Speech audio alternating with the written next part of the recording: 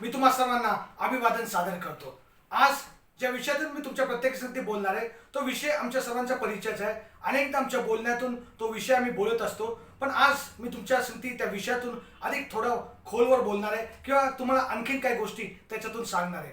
ज्यावेळेस आम्ही पवित्र शास्त्र वाचतो त्यास आम्हाला वाचायला मिळतं की देव विविध मार्गांच्या द्वारे त्याच्या सेवकांच्या द्वारे लोकांसाठी बोलला आणि ते बोलत असताना देवाने जे मार्ग अवलंबले ते निराळे होते, वेगळे होते, त्याच प्रकारचे अद्भुत असे मार्ग होते। आणि त्या मार्गांमधलाच एक मार्ग मी पाहतो की देव स्वप्नांच्या द्वारे आणि दृष्टांताच्या द्वारे लोकांसंगती बोललेला आहे। योएलचं पुस्तकाचा दुसरा अध्याय आणि 28 वचन ज्याचं मी वाचतो त्या ठिकाणी काय म्हटलेलं आपण वाचूया।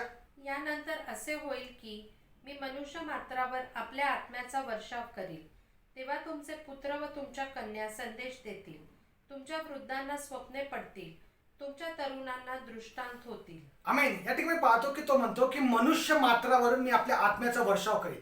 जर आम्ही जुना करार वाचला, पूर्वीच्या काळामध्ये देव यहुदी लोकांसंगती त्याच्या विशिष्ट अशा संदेष्टांच्या द्वारे बोलत होता, कारण ठराविक लोकांसंगतीच देव बोलत असे। पण आम्ही पाहतो की योएल संदेष्टाच्या द्वारे ही भविष्यवाणी झाली आणि त्यामध्ये तो म्हणतो की मी मनुष्य मात्रावर आपल्या आत्म्याचा वर्षाव करेन। ह्याचाच अर्थ असा आहे की प्रत्येक प्राणी मात्रांवरती देव त्याच्या आत्म्याचा वर्षाव करणार आहे आणि त्यामुळे तो म्हणतो तुमच्या वृद्धांना स्वप्न पडतील आणि तुमचे जे तरुण आहेत ते दृष्टांत पाहतील। ह्याच्यावर मला गोष्ट पाहायला मिळते की जरी अनेकदा आम्ही वापरत असताना दृष्टांत आणि त्याच प्रकारे जे स्वप्न आहे ते सारख्याच प्रमाणात वापरतो किंवा आम्हाला असं वाटतं की ते दोन्ही शब्द सारखेच आहेत, पण स्वप्न जे आहेत ते स्वप्न म्हणजे की ज्यावेळेस आम्ही झोपी जातो त्यावेळेस ज्या गोष्टी आमच्या स्मरणात येतात किंवा ज्या गोष्टी आमची भेट घेतात ते म्हणजे स्वप्न आहे। आणि त्याच प्रकारे ज्या जागेपणी आम्ही एखादी गोष्ट पाहतो त्याला दृष्टांत असं म्हटलेलं आहे। आणि म्हणजे पाहतो की हा एक मोठा फरक आहे आणि आम्हाला माहिती आहे की स्वप्न जे आहे ते कदाचित देव त्याच्याद्वारे सुद्धा आमच्या संगती अनेक गोष्टी बोलण्याचा प्रयत्न करतो। पवित्र शास्त्रामध्ये सुद्धा अनेक अशी उदाहरणं आमच्या समोर आहेत की ज्या स्वप्नांच्या द्वारे देव त्याच्या संगती बोलला, पण दृष्टांताच्या द्वारे देवाने त्याच्या स्वतःचं प्रगटीकरण, त्याच्या गौरवाचं प्रगटीकरण त्याच्या लोकांपुढे केलेलं आहे। आणि म्हणजे पाहतो की हा एक मोठा फरक आहे। जगाच्या दृष्टिकोनातून जर पाहिलं तर अनेक लोक या जगामध्ये ज्याला आम्ही विजनरी म्हणतो अशा प्रकारचे लोक होऊन गेलेले आहेत। त्याच्यामध्ये आमच्या देशाविषयी जर म्हटलं तर आमच्या देशाचे पंतप्रधान जे पहिले पंतप्रधान होते पंडित जवाहरलाल नेहरू, त्यांनी सुद्धा एक प्रकारचं दृष्टांत पाहिला। आमच्या भारताविषयी त्यांनी एक दृष्टांत पाहिला आणि त्यांची इच्छा हीच होती की भारताने अशा प्रकारे प्रगती करावी। त्यानंतर मी पाहतो की आमचे जे आणखीन एक प्रधानमंत्री होते ते म्हणजे राजीव गांधी, त्यांच्याविषयी सुद्धा आम्ही वाचतो की त्यांनी सुद्धा एक दृष्टांत पाहिला आणि तो IT सेक्टरमध्ये दृष्टांत पाहिला आणि म्हणून आम्ही पाहतो की त्यांनी कम्प्युटर्स भारतामध्ये आणला आणि आज आम्ही पाहतो की IT क्षेत्रामध्ये जी काय प्रगती झालेली आहे ती त्यांनी पाहिलेल्या दृष्टांतामुळे झालेली आहे। ह्याचाच अर्थ असा आहे की दृष्टांत म्हणजे काय माहिती आहे का, की ज्यावेळेस एखाद्या गोष्टीविषयी आम्ही विचार करतो किंवा भविष्यामध्ये आम्ही कुठे असणार आहोत याविषयीचा आम्ही विचार करतो त्याला दृष्टांत म्हणलेलं आहे। जर नैसर्गिकरित्या किंवा डिक्शनरीमध्ये विजन या शब्दाचा अर्थ तुम्ही पाहिला तर जी आम्हाला पात्रता आहे किंवा आमची जी कुवत आहे पाहण्याची त्याला विजन म्हटलेलं आहे किंवा दृष्टांत म्हटलेलं आहे। पण आम्ही पाहतो की तो एक फरक आहे ज्याला आम्ही मराठीमध्ये दृष्टी म्हणतो। विजन इंग्लिशमध्ये म्हणतो पण मराठीमध्ये त्याला दृष्टी म्हणतो। जी नैसर्गिकरित्या आम्हाला जी पाहण्याची कुवत देवाने दिलेली आहे त्याला दृष्टी म्हणतो, पण इंग्लिशमध्ये त्याला विजन शब्द वापरलेला आहे। पण आम्ही जर विजन या शब्दाविषयी विचार केला तर आम्ही जर फ्युचरविषयी विचार करतो आणि त्याच्याविषयी योजना करतो, प्लॅन करतो आणि ज्ञानाने आणि देवाने दिलेल्या जे मार्गदर्शनाने ज्यास आम्ही एखादी गोष्ट करण्याचा प्रयत्न करतो त्याला विजन असं म्हटलेलं आहे। आम्ही पाहतो की जर आम्ही विजनविषयी विचार करतो तर विजन म्हणजे जणू काय आमच्या मनाने आम्ही जे मनाचा डोळा आहे त्याच्याद्वारे एखादी गोष्ट भविष्य काळामध्ये जशी घडणार आहे त्याच्याविषयी आम्ही विचार करतो। आणि म्हणजे पाहतो की ज्या विजनविषयी विचार करतो त्या विजन ठेवणारा व्यक्ती किंवा ज्या व्यक्ती विजन धारण करतो तो नेहमी आपल्या समोर काही ठराविक प्रकारचे गोल्स ठेवतो। He sets goals for the future आणि त्याला नेहमी वाटतं की अशा प्रकारे 5 वर्षानंतर ही गोष्ट घडणार आहे, त्याच्या पुढच्या 5 वर्षानंतर ही गोष्ट घडणार आहे, अशा प्रकारचे गोल्स तो प्रत्येक व्यक्ती ठेवत असतो। पण आत्मिकरित्या जेव्हा आम्ही विचार करतो विजनविषयी किंवा दृष्टांताविषयी तर आत्मिकरित्या जेव्हा दृष्टांताविषयी विचार करतो हा दृष्टांत म्हणजे देवापासून आलेलं एक वचन आहे,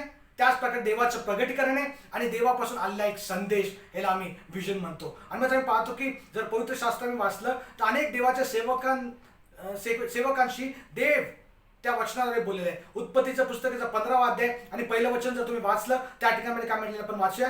या गोष्टी घडल्यावर अब्रामाला दृष्टांतात परमेश्वराचे वचन प्राप्त झाले, ते असे, अब्रामा भिऊ नको, मी तुझी ढाल आहे, तुला मोठे प्रतिफळ मिळेल. आमेन. या ठिकाणी पाहतो की देव अब्रामासाठी त्याच्या वचनाच्या द्वारे दृष्टांतामध्ये बोललेला आहे.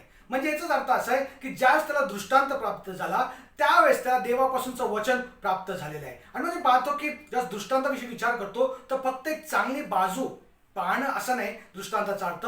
तर मला सांगू द्या की देवाच्या दृष्टिकोनातून किंवा देवाच्या बाजूने ज्यास एखादी गोष्ट मी पाहण्याचा प्रयत्न करतो त्याला दृष्टांत म्हणलेले आहे. आणि म्हणजे पाहतो की ज्यावेळेस देवाच्या दृष्टिकोनातून एखादी गोष्ट मी पाहण्याचा प्रयत्न करतो त्याला दृष्टांत म्हणलेले आहे. आणि मग आत्मिक दृष्टांताविषयी विचार आम्ही जस्ट करतो त्यावेळेस ते आत्मिक दृष्टांत जो आम्ही पाहतो तो आमच्या देवाच्या अंतःकरणामध्ये ज्या गोष्टी आहेत, देव एखाद्या गोष्ट जी त्याच्या अंतःकरणामध्ये तीच गोष्ट ज्या आमच्या अंतःकरणामध्ये आम्ही धारण करतो त्याला दृष्टांत म्हणलेले आहे. आणि जर आम्ही विचार केला बारकाईने तर देवाच्या अंतःकरणामध्ये एकच गोष्ट आहे ते म्हणजे हे जग आहे किंवा त्याच्याविषयीच तो सतत विचार करत असतो. आणि मग आम्ही पाहतो की आम्ही सुद्धा ज्या दृष्टांत धारण करतो तर आम्ही सुद्धा लोकांचा विचार करणं अतिशय गरजेचं आहे. लोक म्हणजेच काय, आत्मे ज्यावेळेस प्रभू राज्यामध्ये ते येतील त्याच्याविषयीचा दृष्टांत आम्ही प्रत्येकाने धारण करणं अतिशय गरजेचं आहे. आणि मग पाहतो की ज्यावेळेस आम्ही दृष्टांताविषयी विचार करतो त्यावेळेस दृष्टांत म्हणजे काय माहिती का, की देव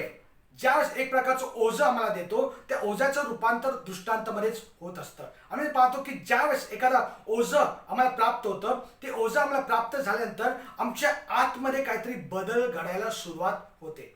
आणि मग आम्ही पाहतो की त्याच गोष्टीचा विचार आम्ही सातत्याने करत असतो.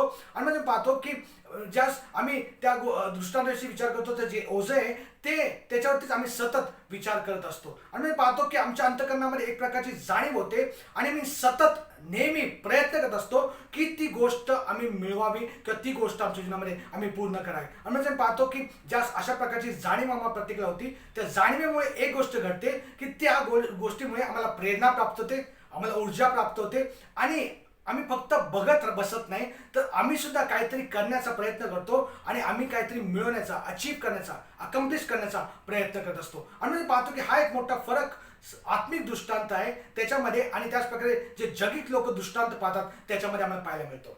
350 वर्षापूर्वी आम्हाला माहिती आहे की एक ईशान्य किनाऱ्यावरती एक अमेरिकेतून जहाज आलं त्या ठिकाणामध्ये आणि ते जहाज त्या ठिकाणामध्ये आल्यानंतर एका वर्षात त्यांनी त्या ठिकाणी एक शहराची स्थापना केली आणि त्यानंतर त्याच्या पुढच्या वर्षी त्यांनी त्या ठिकाणामध्ये एक गव्हर्नमेंट किंवा शासकीय गोष्टींची स्थापना त्या ठिकाणी केलेली आहे. आणि तिसऱ्या वर्षी मी पाहतो की त्या गव्हर्नमेंटने एक निर्णय घेतला की ते 5 मैल पुढे जाऊन आम्ही पाहतो पश्चिमेच्या दिशेने जे जंगल आहे त्याच्यामध्ये एक रोड तयार करणार आहे. आणि मग मी पाहतो की 4थ्या वर्षी काय घडलं की त्या 4थ्या वर्षी ते जे लोक होते त्यांनी जे निवडलेलं राज्य आहे किंवा गव्हर्नमेंट आहे त्यांच्या विरुद्ध एक प्रकारचं त्यांनी गैरवर्तणुकीविषयी त्यांच्या विरुद्ध कारवाई केलेली आहे. आणि म्हणजे पाहतो ती कारवाई यासाठी होती की त्यांना असं वाटायला लागलं की हे जे लोक आहेत, हे जे शासकीय लोक आहेत, गव्हर्नमेंटचे लोक आहेत ते आमचा पैसा व्यर्थ घालण्याचा प्रयत्न करत आहेत. मला सांगू द्या हे ते लोक होते की ज्यांनी 3000 मैलचा प्रवास करून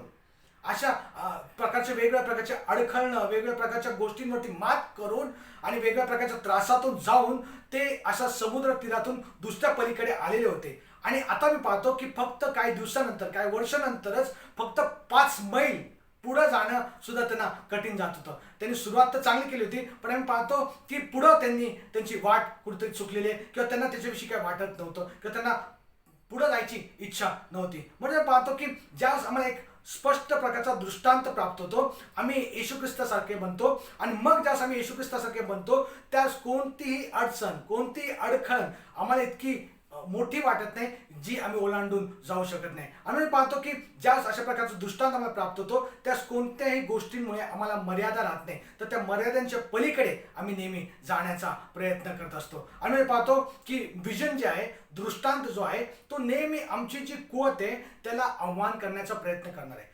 एखादी गोष्ट जर मी माझ्या कुवतीवरती, माझ्या बळावरती, माझ्या ज्ञानावरती सहजरित्या करू शकतो तर त्याला आम्ही दृष्टांत म्हणू शकत नाही. दृष्टांताचा अर्थ असा आहे की मी ती गोष्ट करण्यासाठी माझ्यामध्ये कुवत नाही, माझ्यामध्ये बळ नाही, ज्ञान नाही, आणि म्हणूनच मला देवाच्या साहाय्याने मी ती गोष्ट करू शकतो. आणि मग तुम्ही पाहतो की जे मी देऊ शकतो त्याच्यापेक्षा जास्त जर मला एखादी गोष्ट करावी वाटत असेल तर त्याला दृष्टांत म्हटलेलं आहे. आणि म्हणजे पाहतो की अशा प्रकारचं दृष्टांत आमच्या प्रत्येकामध्ये असणं अतिशय गरजेचं आहे. आणि जर मी वाचलं पवित्र शास्त्र तर मला पाहायला मिळतं की देवाची इच्छा आमच्या प्रत्येकासंबंधाने हीच आहे की आम्ही प्रत्येकाने वाढावं, मानसिकरित्या वाढावं, आर्थिकरित्या वाढावं, आमच्या कुटुंबामध्ये वाढावं, आमच्या बिझनेसमध्ये वाढावं, आणि ज्या ज्या ठिकाणामध्ये आम्ही आहोत आत्मिकरित्या सुद्धा आम्ही वाढणं अतिशय गरजेचं आहे. पण आम्ही पाहतो की अनेकदा अनेक लोक दृष्टांत नसल्यामुळे त्यांचं हानी होत असते. आणि जर आम्ही नीतिस्तुतीचं पुस्तक याचा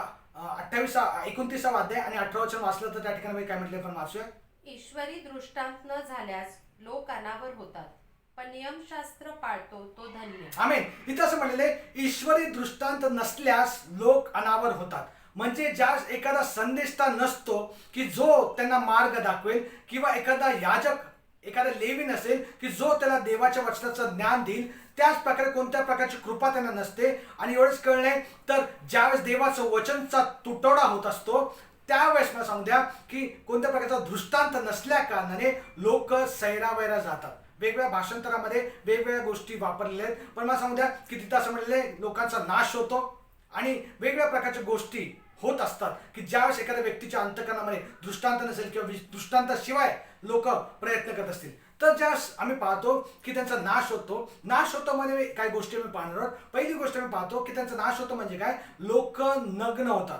नग्न होतात म्हणजेच काय, त्यांच्यावरती, त्यांच्या शरीरावरती असणारे जे ऑर्नामेंट्स आहेत किंवा दागिने आहेत आणि हे सर्व गोष्टी निघून जातात आणि त्यांना लाजेला सामोरं जावं लागतं. एवढंच केलं नाही तुम्हाला सांगू द्या की एक प्रकारच्या धोक्याला ते एक्सपोज होत असतात. आणि जर आम्ही पाहिलं तर त्याचा अर्थ असा होतो की ज्यावेळेस पवित्र शास्त्र नसतं, देवाचे सेवक नसतात, त्यावेळेस सहजासहजी जे लोक आहेत ते त्यांचा आत्म्याचा नाश करत असतात किंवा त्यांचा जो आत्म्याचा शत्रू आहे त्याच्या वश ते होत असतात. दुसरी गोष्ट आम्ही पाहतो की ज्यावेळेस आम्ही पाहतो की त्यांचा नाश होता त्याचा अर्थ काय माहिती आहे का, ते लोक जे आहेत ते रिबेल करतात किंवा एक प्रकारचं बंड ते करत असतात. आणि बंड ते केवळ देवाविरुद्ध नाही करत, तर ज्या राज्यामध्ये ते राहत आहेत त्या राज्याच्या राजाबरोबर सुद्धा ते बंड करत असतात. ह्याचा अर्थ असा आहे माहिती आहे का की ज्या चांगल्या प्रकारचे उपदेश केले जातात तर चांगले लोक तयार होत असतात. आणि मग पाहतो की ज्या अशा प्रकारचे कठीण प्रसंग येतात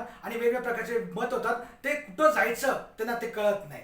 तिसरी गोष्ट मला पाहायला मिळते की ज्या लोकांचा नाश होतो किंवा आम्ही पाहतो त्याचा अर्थ काय होतो की तिथं असं म्हटलंय की लोक काही कामाचे राहत नाही किंवा त्यांना कोणत्या प्रकारचं काम उरत नाही. आयडल ज्याला आम्ही इंग्लिश भाषेमध्ये म्हणतो. आणि आयडलमध्ये म्हटल्यावर आम्हाला माहिती आहे की ज्यावेळेस एखाद्या शाळेमध्ये मी जातो, वर्गामध्ये जातो, आणि त्यावेळेस वर्गामध्ये ज्या प्रकारच्या त्या लेकरांना मास्तर गेल्यानंतर कोणी राहत नाही आणि मग ते जसे वागतात त्या प्रकारे आयडल ते तिथं वापरलेलं आहे. आणि चौथा अर्थ जो पाहिलेला आहे की ज्या त्यांचा नाश होतो याचा अर्थ असा आहे की ज्या प्रकारे मेंढरं नसलेल्या मेंढपाळाप्रमाणे जास्ती मेंढरं असतात त्याला आम्हाला पाहायला मिळतं की ते एक प्रकारचा त्यांचा नाश होत आहे. आणि म्हणजे पाहतो की ज्या आम्ही अशा प्रकारे एकत्रित येतो आणि देवाचं वचन वाचतो, त्यास आम्हा प्रत्येकाला बोलावण्यात येतं आणि सांगण्यात येतं की तुम्ही सर्व एकत्रित येऊन देवाची उपासना, देवाची आराधना करा. पण ज्यावेळेस अशा प्रकारचे दृष्टांत नसतात तर लोक आम्ही पाहतो की ते मन मानेल ते करतात आणि वेगवेगळ्या दिशेने ते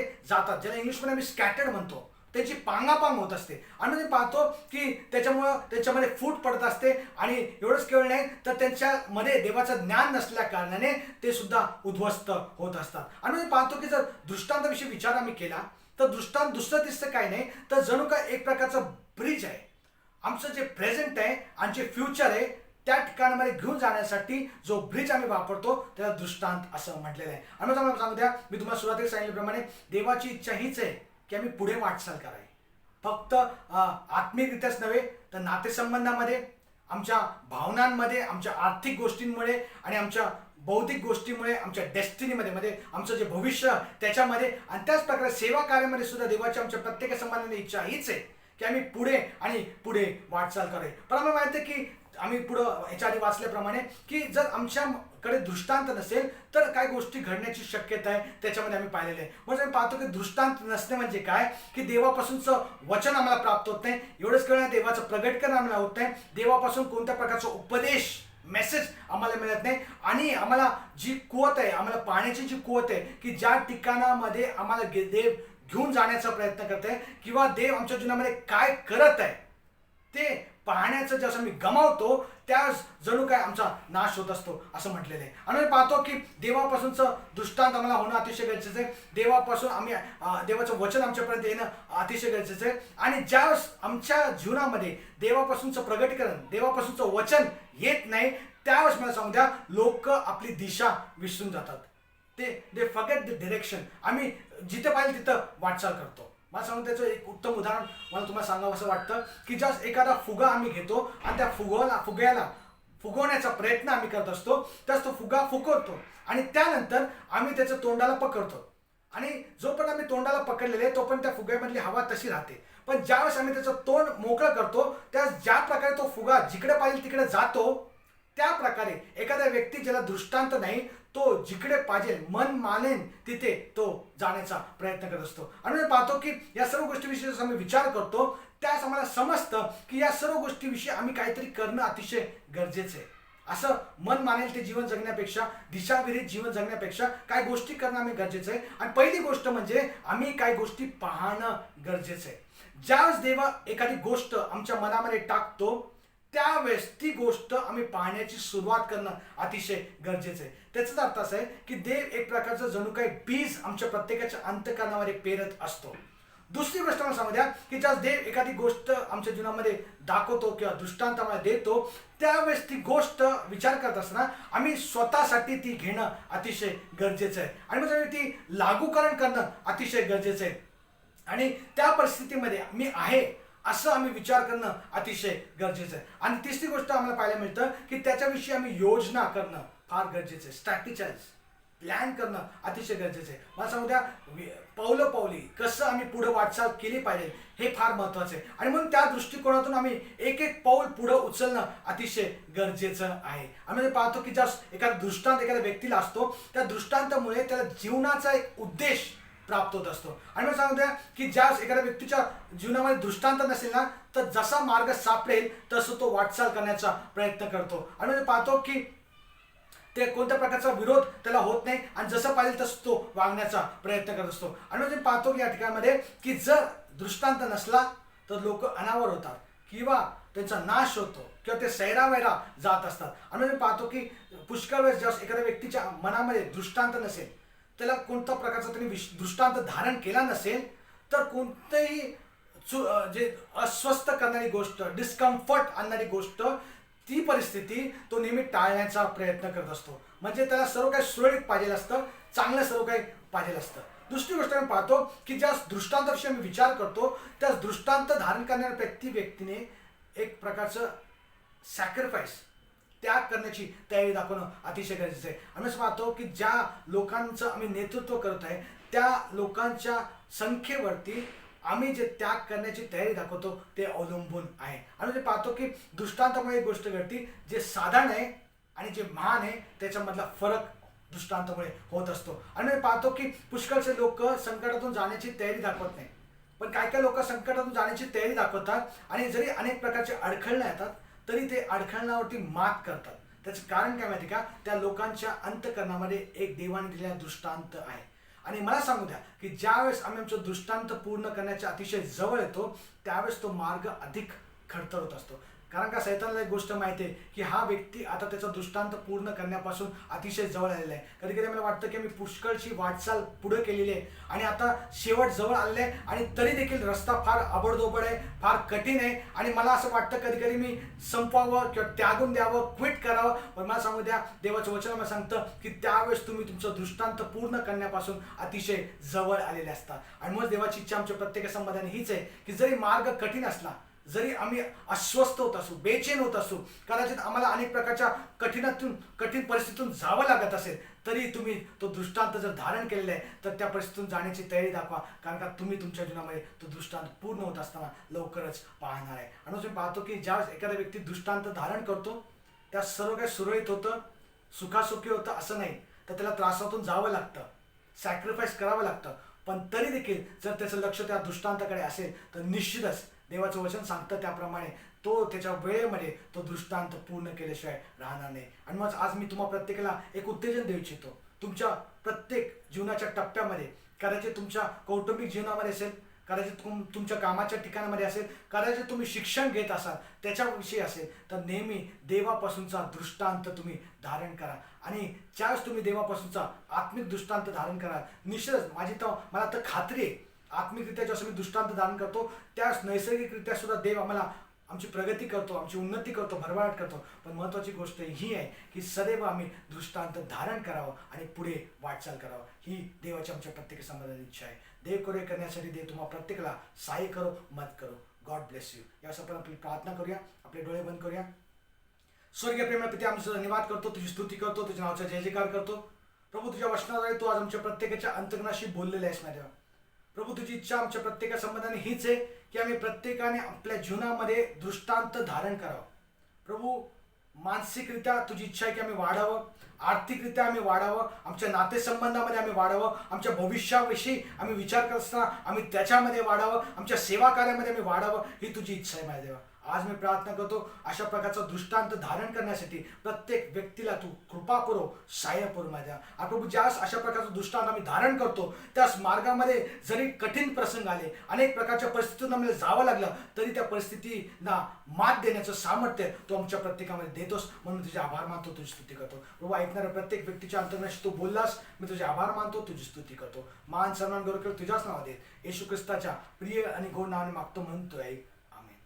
आता देव बापाची प्रीती, प्रभू येशू ख्रिस्ताची कृपा, पवित्र आत्म्याची सहभागिता तुम्हा सर्वांबरोबर आता आणि सदा सर्व काळ असो. आमेन. God bless you.